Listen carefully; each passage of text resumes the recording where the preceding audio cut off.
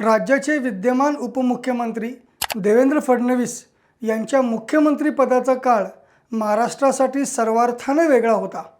पायाभूत सुविधांच्या अनेक प्रकल्पांना देवेंद्र फडणवीस यांनी गती दिली। भ्रष्टाचाराचा एकही आरोप न होऊ देता मेट्रो, कोस्टल रोड, समृद्धी महामार्ग असे अनेक प्रकल्प त्यांनी मार्गी लावले। अकेला देवेंद्र क्या करेगा असे म्हणणाऱ्या नेत्यांना फडणवीस यांनी कृतीतून उत्तर दिले आहे। नमस्कार, मी संजय पटनी, गेस्ट एडिटर, महा ई न्यूज। आपण पाहत आहोत टू द पॉइंट। मागेल त्याला शेततळे, जलयुक्त शिवार अशा योजना राबवून शेतीसाठी भरीव काम केले। उद्योग, शिक्षण, विदेशी गुंतवणूक, सिंचन अशा विविध क्षेत्रात महाराष्ट्राने फडणवीस यांच्या कार्यकाळात मोठी प्रगती केली। विशेषतः विविध समाजाच्या उन्नतीसाठी आणि विकासासाठी त्यांनी घेतलेले निर्णय क्रांतिकारी असेच होते। स्वतःची शैक्षणिक संस्था नाही, साखर कारखाना नाही, सूतगिरणी नाही, उद्योग नाही आणि म्हणूनच व्यक्तिगत हितसंबंध नाही। त्यामुळेच फडणवीस यांचे राजकारण नेहमीच राज्याच्या हिताचे आणि लोककल्याणकारी निर्णयांचे राहिले आहे। देवेंद्र फडणवीस मुख्यमंत्री असताना मराठा आरक्षणासाठी भव्य मूक मोर्चे काढण्यात आले। राज्य मागासवर्ग आयोगाकडे पाठपुरावा करून फडणवीस यांनी मराठा समाजाला आरक्षण मिळवून दिले। ते आरक्षण कोर्टात देखील टिकले। मात्र महाविकास आघाडीच्या काळात या प्रश्नाकडे दुर्लक्ष झाले आणि हे आरक्षण रद्द झाले। पण फडणवीस यांनी मराठा समाजाला शिक्षण आणि नोकरीत 10% आरक्षण मिळवून दिले आणि त्यातून आतापर्यंत 4,500 मराठा युवकांना नोकरी मिळाली आहे।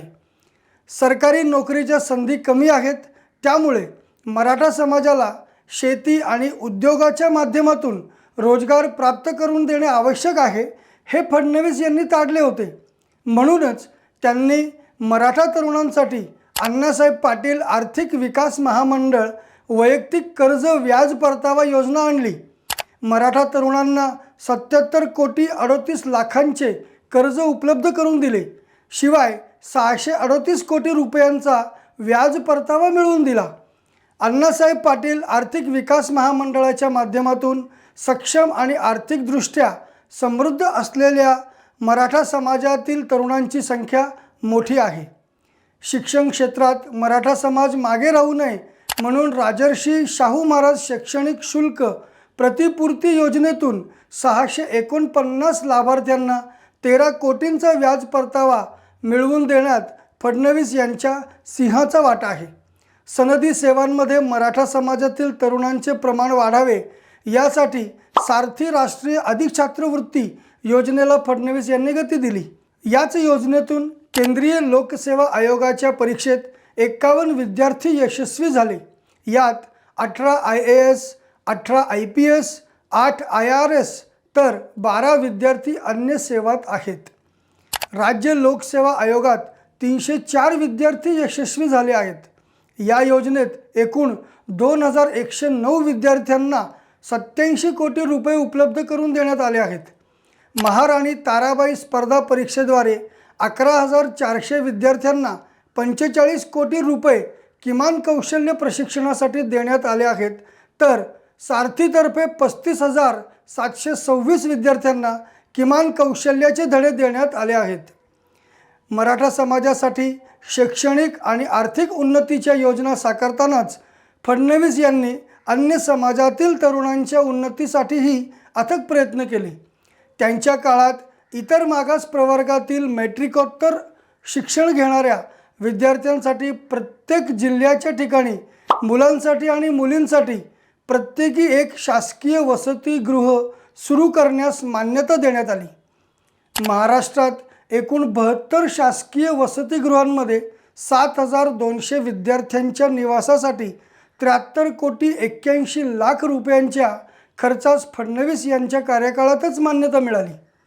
इतर मागासवर्ग, विमुक्त जाती व भटक्या जमाती तसेच विशेष मागास प्रवर्गातील गुणवंत विद्यार्थ्यांसाठी परदेशातील उच्च शिक्षणाच्या शिष्यवृत्तींची संख्या 10 वरून 75 करण्याचा निर्णय फडणवीस यांच्या पुढाकाराने घेण्यात आला। फडणवीस यांच्या प्रयत्नातूनच शासनातर्फे ओबीसी विमुक्त जमाती, भटक्या जमाती व विशेष मागासवर्गीय प्रवर्गातील 3 लाख मॅट्रिक पूर्व आणि 90 लाख मॅट्रिक उत्तर विद्यार्थ्यांना शिष्यवृत्ती देण्यात येते। राज्यात धनगर समाजाची संख्या लक्षणीय आहे। आरक्षणासह या समाजाच्या अनेक मागण्या प्रलंबित आहेत। काही विषय कायदेशीर प्रक्रियेत अडकलेले आहेत, मात्र त्यात अडकून न राहता धनगर समाजाच्यासाठी विविध 22 योजना फडणवीस यांच्या पुढाकारानेच सुरू करण्यात येत आहेत आणि त्यासाठी 1000 कोटी रुपयांची तरतूद करण्यात आली आहे। पशुपालन हा धनगर समाजाचा प्रमुख व्यवसाय आहे। यासाठी महाराष्ट्र शेळी मेंढी सहकार विकास महामंडळाची स्थापना करण्यात येणार आहे। हक्काचा निवारा ही कोणत्याही समाजासाठी सर्वात मूलभूत गरज आहे। त्याचा साकल्याने विचार करताना फडणवीस यांनी यशवंतराव चव्हाण मुक्त वसाहत योजनेत विमुक्त जाती व भटक्या जमातींसाठी 25,000 तसेच धनगर समाजातील लाभार्थ्यांसाठी 25,000 घरे बांधण्यासाठी पुढाकार घेतला। यासाठी 600 कोटी रुपये उपलब्ध करून देण्यात येणार आहेत। इतर मागासवर्गीय समाजातील घटकांसाठी येत्या 3 वर्षात मोदी आवास योजना सुरू करण्यात येणार आहे। या योजनेसाठी 3 वर्षात 12,000 कोटी रुपये उपलब्ध करून देण्यात येणार आहेत।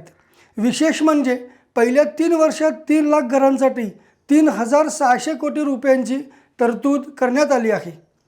दक्षिण महाराष्ट्रात लिंगायत समाज मोठ्या संख्येने राहतो। या समाजासाठी जगत ज्योती महात्मा बसवेश्वर आर्थिक विकास महामंडळ, गुरव समाजासाठी संत काशिबा गुरव युवा आर्थिक विकास महामंडळ, रामोशी समाजासाठी राजे उमाजी नाईक आर्थिक विकास महामंडळ, वडार समाजासाठी पैलवान मारुती चव्हाण वडार आर्थिक विकास महामंडळाची स्थापना करण्यात आली आहे। राज्यात ब्राह्मण समाज 3.5% आहे। या समाजासाठी परशुराम आर्थिक विकास महामंडळ तसेच राजपूत समाजासाठी वीर शिरोमणी महाराणा प्रताप आर्थिक विकास महामंडळ स्थापन करण्याचा निर्णय नुकत्याच झालेल्या मंत्रिमंडळ बैठकीत घेण्यात आला आहे। विविध समाजांसाठी स्थापन झालेल्या या आर्थिक विकास महामंडळाच्या माध्यमातून तरुणांना रोजगार, शिक्षण, उद्योग यासाठी मदत मिळते। त्यातूनच स्वावलंबी समाजाची निर्मिती होते आणि पर्यायाने राज्याचा आणि देशाचाही विकास होतो। सवंग लोकप्रियतेच्या घोषणा करण्यापेक्षा रचनात्मक कार्य करण्यावर फडणवीस यांचा नेहमीच भर राहिला आहे। विविध समाजांसाठी महामंडळांची स्थापना करतानाच त्या माध्यमातून रचनात्मक कार्य उभे राहावे यासाठी फडणवीस प्रयत्नशील आहेत। म्हणूनच पायाभूत सुविधा, शेती, सिंचन अशा क्षेत्रात त्यांच्या कल्पकतेतून निर्माण झालेल्या योजना लोकप्रिय आणि दूरगामी ठरत असल्याचे दिसून आले आहे। विविध समाजांसाठी स्थापन झालेली ही महामंडळ त्या समाजांसाठी उद्धारक ठरतील यासाठी फडणवीस प्रयत्न करतील यात तीळ मात्र शंका नाही। देवेंद्र फडणवीस यांचे मुख्यमंत्रीपद गेले आणि उद्धव ठाकरे यांनी कपटाने मुख्यमंत्रीपद मिळवले तेव्हा अकेला देवेंद्र क्या करेगा अशी चेष्टा सुप्रिया सुळे यांनी केली होती। पण हाच अकेला देवेंद्र सर्व समाजांसाठी, संपूर्ण महाराष्ट्रासाठी, महाराष्ट्रातल्या सर्व जिल्ह्यांसाठी पुढची 50 वर्ष उपयुक्त ठरेल असे काम करताना दिसत आहे।